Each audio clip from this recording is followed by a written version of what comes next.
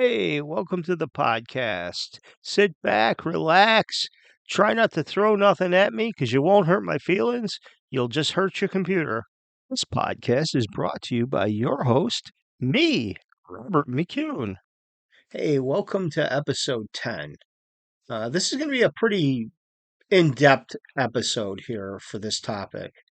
So let's just jump in with both feet here. So, the anti gun liberals are trying to establish a new definition for the history of the Second Amendment. No big surprise. Democrats are notorious for trying to move the goalposts when, things aren't going their way. The liberals are saying that the true time frame to look at when deciding a Second Amendment case is 1886. They want judges to use this time frame because in that year, the 14th Amendment was adopted, not the year of 1791, when the Second Amendment and the entire Bill of Rights were ratified. Which, this is way wrong. So wrong, in fact, it couldn't even be further from correct even if you put a plus sign and a check mark next to it. It's still freaking wrong. These people have no clue and should not be allowed to make laws. In fact, we might be in better hands if we let sixth graders make the laws. No, wait, I forgot. Kids are being indoctrinated into the liberal hive mind. Well, I guess the system's just screwed. No, but in all seriousness, this is something that we cannot allow to gain traction. This is a very dangerous tactic and could really throw our rights down a deep, dark rabbit hole. This could change the scope of the Second Amendment and mislead courts to make this error when deciding Second Amendment cases. And here's why it's so wrong. The Second Amendment is part of the Bill of Rights. The Bill of Rights is the first 10 amendments to the United States Constitution. It was ratified in 1791, and it's part of the Constitution that was designated to restrict the authority, power of the federal government and to prevent the central government from taking away our liberties and rights. So, the Bill of Rights was created by our founding fathers that just got done fighting a war against its own government. Yep, I said their own government. Keep in mind, I'm talking about the British, because the United States was ruled by British at that time. They were our government. And after the war, the founding fathers wrote the Bill of Rights to ensure people like this can never control and abuse their power over the people again. Okay, pay attention. This is where the small history lesson is going to continue. This part's really important, though. Problem is, the Bill of Rights only applied to the federal government and not the individual states. Now, down the road, that did change to include the individual states, but not the meaning of the Bill of Rights. That stayed the same. So, after the Civil War, which went on between 1861 to 1865, North versus South, at the end of this, three constitutional amendments was adopted and ratified and approved, which happened to be the 13th, 14th, and 15th Amendment. The 13th Amendment did away with slavery. The 14th dealt with granting all free slaves full citizenship with all the same rights as everyone else. Now, the 14th Amendment did many other things than that, but that was the gist of it. And the 15th stated that freed African Americans had the right to vote. So, from 1868 to the earliest 20th century, the Supreme Court has engaged in what is known as incorporation. And I'll explain, or I'll make it clear what incorporation is in the next few points here. Where the Supreme Court, on a case by case basis, would look at different parts of the Bill of Rights. And because many court cases dealt with the 14th and 15th, in some cases, even the 13th Amendment, which did not come into play until 1886, liberals are trying to make the argument that this time frame has been used as a precedent time frame by the Supreme Court because the Supreme Court has used them in the past when deciding constitutional cases. So, however, just because three amendments did not take place until 1886 to be referenced, this does not mean that it would apply to an amendment that was created in 1791. hence the Second Amendment. And further, because the Supreme Court has applied this to protect citizens using the 13th and 15th Amendments, which incorporates the other amendments, including the Second Amendment, would mean all amendments now serve to protect citizens from all states and cities and towns within the United States, just as it does from the federal government. That's incorporation.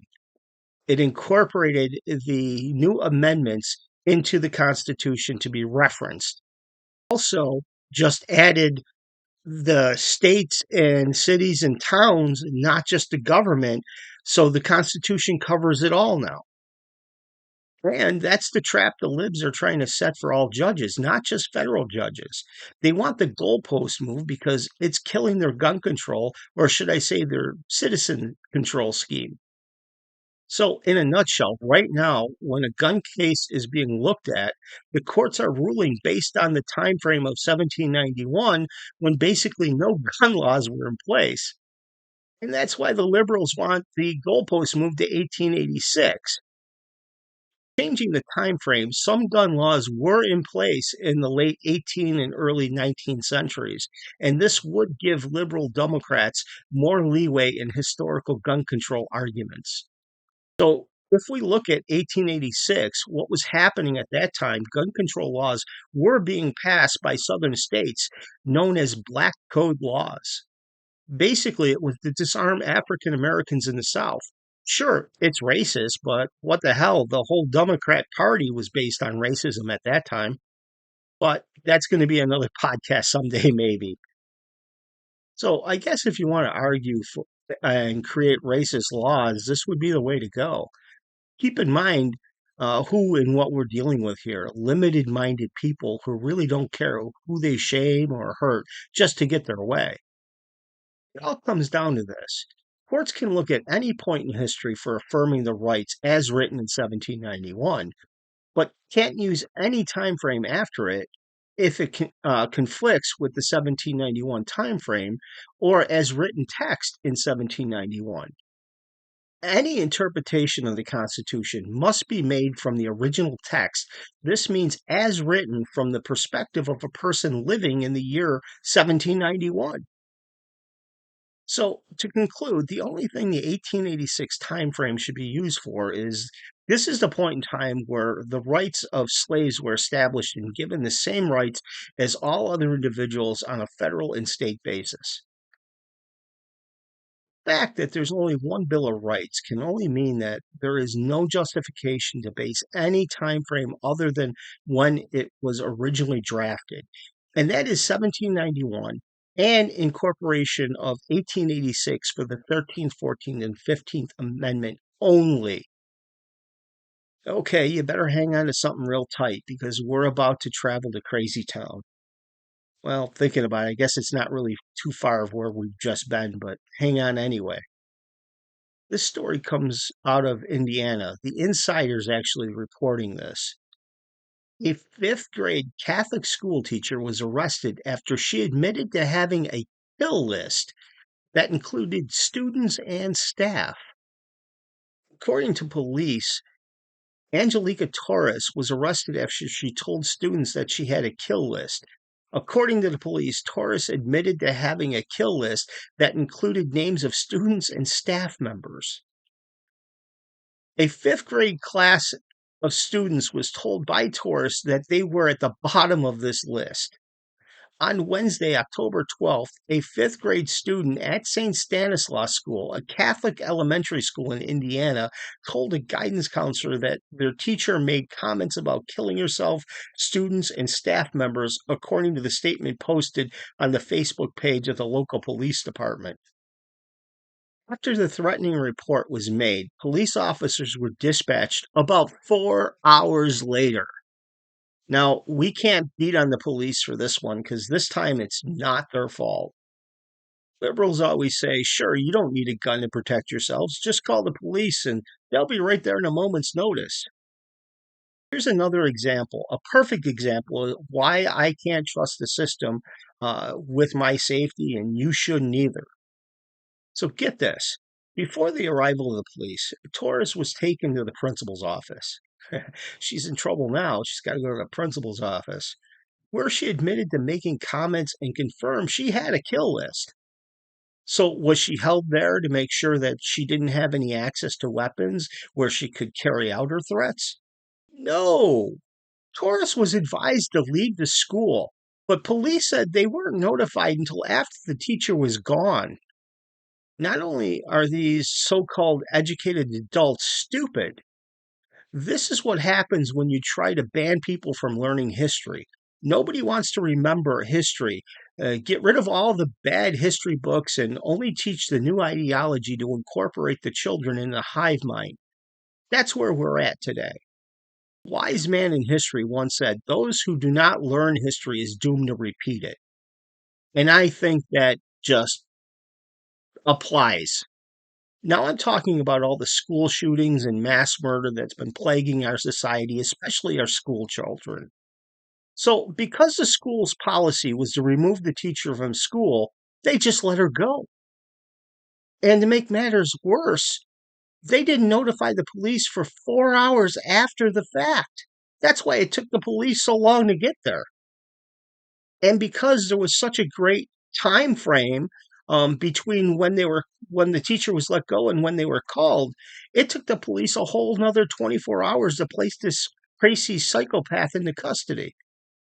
She could have did anything she wanted. She could have killed 1,000 people or even went to the intended victims' homes at that point. And here's another brilliant act by these so-called educated adults. According to St. Stanislaus School, Taurus left the campus after the students were dismissed. Yeah, sure, release the sheep, then let the tiger go. Sounds like a solid plan of attack to me. Just saying, if I was in charge, that crazy bitch would have been hogtied and gift wrapped for the police. I wouldn't have waited 4 hours to notify the police. That would have happened about 5 seconds after I was informed of the situation. In addition, the school would have been locked down until Hannibal Lecter was safely in custody where she couldn't hurt any students. But apparently, this is the new way of doing things. I wonder if, after she got her picture taken and her fingerprints done, if the police just let her go without bail like they do here in New York. Because if that was here, she would have been loose about 20 minutes after she was processed. Okay, this podcast I think is long enough. That's it for today. Don't forget to subscribe to my channel if you haven't done that before. Give me the thumbs up and don't be afraid to ring my bell. Stay frosty and vigilant. I'll talk to you when I talk to you.